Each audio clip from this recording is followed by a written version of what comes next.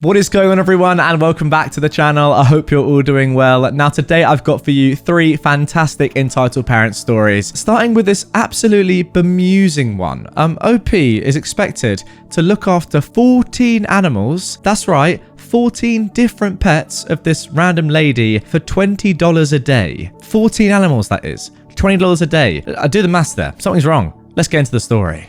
She only wants to pay me $20 a day for caring for 14 animals. Before I begin, I'm going to acknowledge that this entire mess is partly my fault. I agreed to watch my mum's co-worker's animals for 5 days, and I didn't set a price. I made the mistake of expecting her to name a fair price for my work.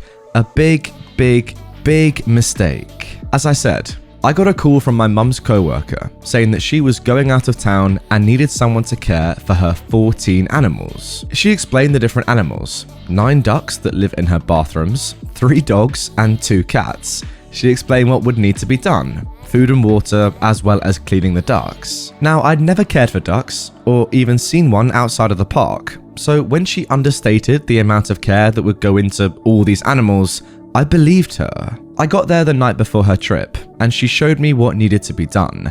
It turns out the dogs were barely house trained, and one of them was a semi-aggressive pit bull. They needed to be fed twice a day with homemade, warmed up food. The 9 ducks did not have enough room to exercise, and the way they were set up made cleaning hazardous and difficult. I was told I had to let them roam around the house as they weren't allowed outside, and clean up the mess. They also required a homemade fruit salad daily, and to refill their water dishes several times a day as they often tipped them over. Each cleaning and feeding needed to be performed twice daily. The cats, to be fair, were honestly pretty easy. Food and water twice a day, pretty average and expected cat care, no issues with them. Isn't that just typical cats? At this point, I felt very deceived on the whole, as she had not fully explained how much work was required. There were also a lot of little extra details, like medicating several of the animals, etc. But unfortunately, I felt responsible for my commitments and accepted the job anyways. Now, the stay was awful. The pit bull was terrifying, and several times the barking and lunging sent me into a full-on panic attack. This was made much worse by the fact that I had no prior warning about his habits. I walked in one day to find that the ducks were indeed capable of escaping the shower, and that the pit bull had torn one of them apart. In the house, it was carnage. After making the owner aware of the situation, I was told that the pit bull had to sleep inside of the laundry room for the remainder of the stay. Each night, he spread feces and urine all around that I had to clean up. Along with the difficult stay, her house was about 30 minutes out of town, with no Wi-Fi or cell phone service. I was also in charge of picking her up and dropping her off at the airport. When she got home, she handed me a bundle of cash, and I made another mistake of not counting it out until I got home. The woman is very wealthy, and I assumed that she was going to pay a fair price, since she could afford it. It turns out she'd only paid me $100. I did the math and found out that was only $3.30 an hour, and that's being generous, as I probably spent more time than that. This morning, I made her aware of the situation and told her that the pay hadn't even covered fuel.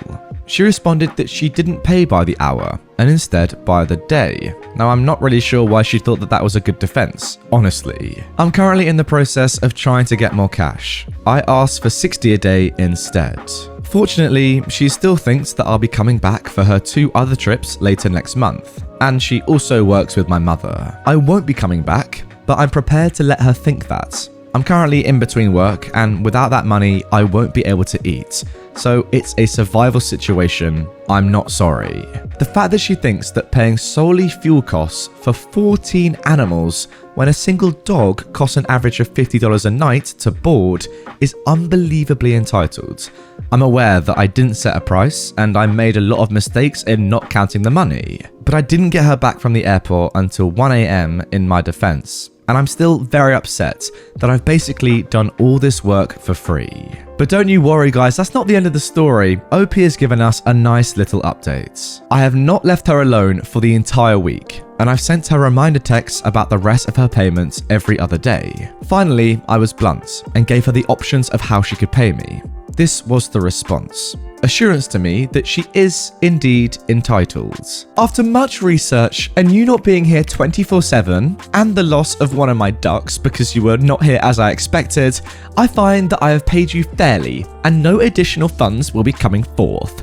This is final, she said. From here, I went in on her. A week of pent-up anger and not having enough money for food came out, and I no longer gave a frick about how put together I looked. My final angry message was a little less angry and more useful, so I'll share it here as well. So, lady, to summarize. 1. You didn't give me proper warning about anything until the night before. Nipping is not biting. I have photo evidence of bruises on my body. 2. I warned you that I was not planning on being there 24/7. 3. The duck dying is not my fault, and you admitted it yourself. I had no information to expect this. And 4. My prices are final. Now you don't have to hire me in the future, but this is the price for the service you already got. So, for these reasons, when would you like to make the rest of your payments? I doubt I'll be receiving a response to this, or payment, but for my own poops and giggles, I thought maybe I could at least try and make her feel bad.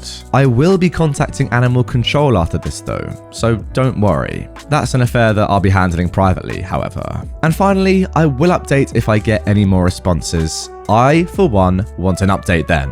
Guys, honestly, $20 a day for 14 animals. Are you joking? That is mental. Well, I say 14. I guess it's kind of 13 now. Rest in peace, little ducky. But hey, an aggressive pit bull mixed with 9 ducks. Sounds like a brilliant combination. This woman is obviously very stupid for even having those animals living together and not separating them well enough. I don't know how more ducks haven't been mauled by this pit bull in the past. Seems like something that would happen very regularly, if I'm completely honest. But then also refusing to pay more than $100 for 5 days of work with 14 animals. Yes, what? Are you joking? That's not enough to even, as OP said, get to the house and back for 5 days in a row, driving. Mental. I mean, to be fair, to have 14 pets like that, I think you have to be slightly strange, don't you? Sorry if you're a pet lover and you have 14 pets yourself, but 14, are you mad? That is crazy. Sounds like they absolutely dominate the gaff as well, which is another thing. Not a house that I'd like to go in. Imagine the smell. Anyway, you need your money, OP. I hope you get it. Now moving on to our second story. Entitled man at a hockey game tried to kick me out of my season ticket holder seats. So, this happened several years ago, probably around 2012 or so. A little bit of background to start with. My dad was a die-hard fan of our local NHL team and had season tickets for longer than I was alive, which was 23 years at that point. After having them for that long, he'd managed to secure some pretty awesome seats. Section 219, which is on the second tier of the stadium, but the front row seats, which have an arguably unbeatable view of the game. Growing up, I went to tons of games with him, but by this point he was getting old and it was tougher for him to make it to the games himself. So he was nice enough to let my boyfriend, now ex, and I use his tickets and go to the game together. This time was not the first time that we had done that. So we made it to the game and had been sitting and watching for a good amount of time. Then, I want to say early second period, a seemingly nice man came up into our section and walked up to my ex and I. We would be the easiest to talk to, as we are the closest to the entrance, being in the first row.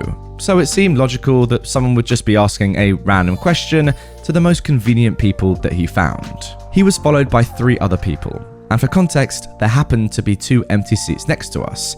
Here is how the conversation went. Hi there, is this section 219? Yes, you're in the right place, I replied. It takes me a few seconds to then comprehend the look quickly spreading on this seemingly nice man's face. A disgusting looking, self-righteous smile that sneered, "Yes, poor young person, I'm perfectly aware of where I am." He then puts out his hand, palm up, and gestures with his fingers, as if saying, "Come here," to a child. I realize at this point that this man is in fact not a nice man, but instead an entitled man. He then says, in a seriously, comically annoying voice out of nowhere, and also while shaking his head, "Gotta go, your time's up enjoying our seats. Back to where you came from." He then points his other thumb, the one not continuously gesturing as described above, up to the top of the stadium, then looks back and laughs at his family.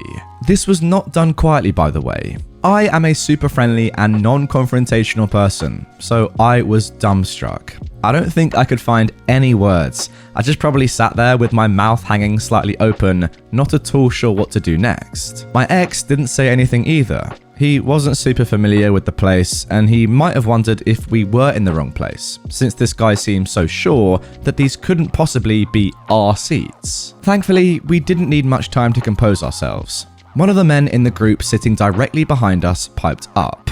Mind you, this group are also season ticket holders, so they likely recognize me. Hey, let me see your tickets, mate. Now, the entitled man, who was not super thrilled that we weren't immediately doing his bidding, pulled out his tickets and showed it to this other nice man. Wow, you're in row 19, not row 1, sir. I think it's time that you go back to where you came from. The nice man then does the same palm up hand gesture the entitled man introduced us to, and yells, "Gotta go!" A small but powerful crowd around us started chanting, "Gotta go, gotta go," as well, until the now red-faced entitled man sheepishly puts his hand up saying, "Okay, okay," and leads his family through the crowd up the stairs to row 19. I have never felt so supported by strangers in my entire life. Unfortunately, I also had to meet one of the most entitled men first for that to happen. Thanks for letting me share my story. What a story it was. Now that is legendary. That is camaraderie that you only get at sports events with your home fans backing you up, all your season ticket holders together. It's beautiful. The sort of scenes that I'd love to see down at Stamford Bridge. If you know, you know. Incredible. Like, come on. The cheek of this guy. It's not one of those where he's misread his ticket and gone, "Oh, I actually genuinely thought I was in row 1. No, it says row 19. That's not close. You're just doing it for chat. You've seen 2 empty seats. You were like, can I kind of, force my way in here? He's gone for it. Absolutely arrogantly, and he's been kicked out, embarrassed, made to look like the absolute mug that he is. It's brilliant. All the people around you just cheering at him to get out. Incredible scenes. Love it. And now moving on to our final post of today's episode. Cult stalkers think they can scare me out of my new home. Now this one is an update to a story that I read a few days ago on my channel.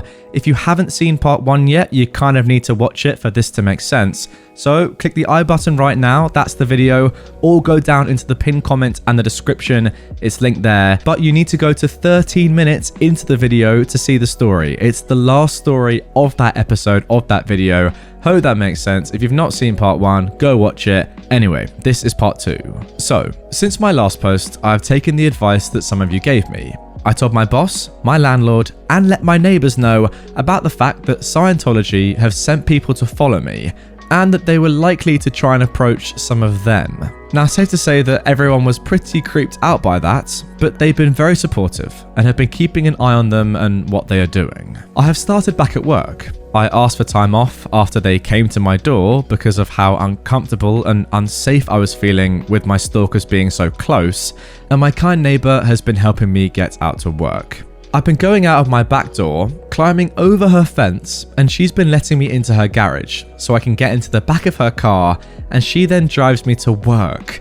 I basically duck down as low as I can as we're driving past them, so hopefully they can't tell that I'm leaving. So far, I don't think they've noticed me going to work, but I'm still very cautious every time I hear the door open at work, in case it's one or both of them. I don't feel safe getting a gun because of the risks it could bring. Scientology aren't above breaking into buildings for their own gain. One time, they even broke into an FBI building to replace FBI documents about them with Scientology-approved documents. If I had a gun and they were to break into my home, they're also not above planting things to frame people for crimes, if it means either scaring people to back down or into doing what they want.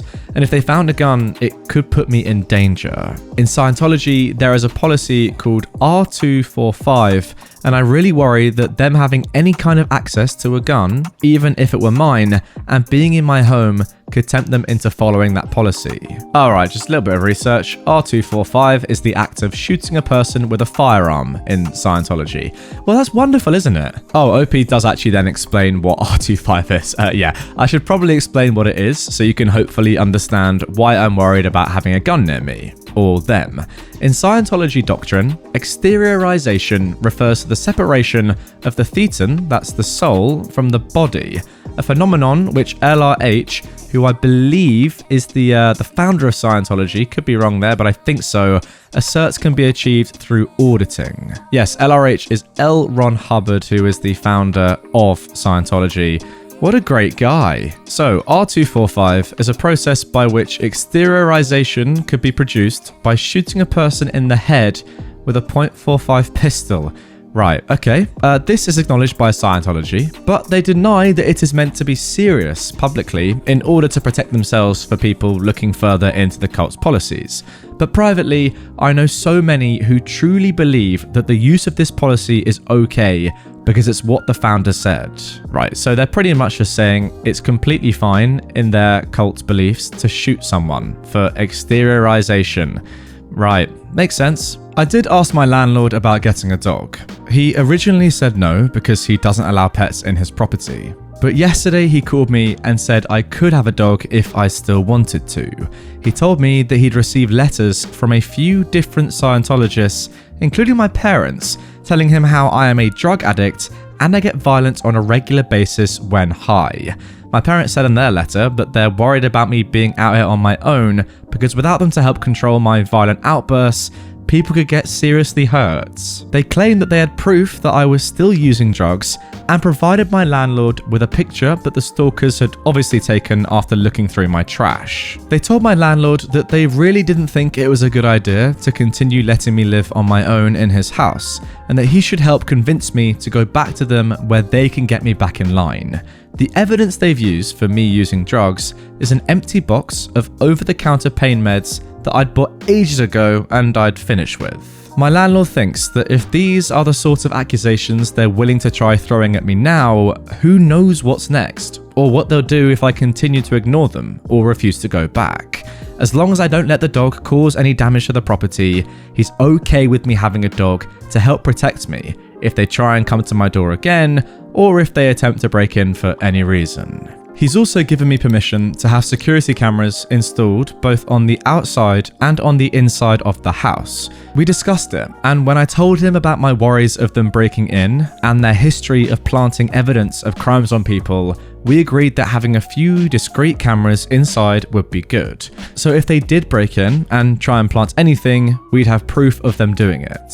I've looked into the police in my area, and while some of the cops do seem reliable, there are a lot who seem to be very willing to overlook things Scientology do. So for now, I don't really trust in them to help me. I've contacted a lawyer who is going to help me with restraining orders against the stalkers and is willing to do the same to anyone else Scientology sends to harass me. I've also contacted the Aftermath Foundation, and they are being amazing and really helping me.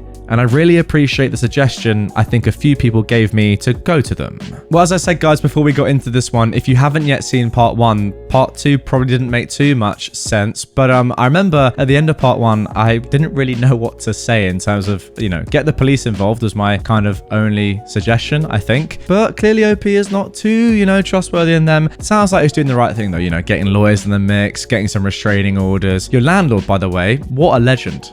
Going against his own policy, knowing that you need help. Really nice dude, actually. I appreciate that. Most landlords would not do that. So allowing you to get a dog to make you feel safer, very, very good stuff. Apart from that, I don't really know what to suggest. Again, guys, comment down below if you have any suggestions for OP, things that he hasn't listed, because it's a pretty terrible situation. If you don't know, he's run away from his family who were members of Scientology, pretty much. And now they're trying to get him back, sending people after him to make him come back. It's very, very weird. It's a terrible, terrible situation. I don't really know what to do apart from what you've already done. Fair play. Anyway, guys, that is going to do it for this one. Really hope you have enjoyed it. If you did and you want to see more from me right away, please do check out this absolute banger of a video on screen. If you are new to the channel and you haven't yet subscribed either, then hit this button because I post here daily, and turn notifications on as well, because then you'll get notified every time I post. And with that all being said, I'll see you all tomorrow with a brand new video.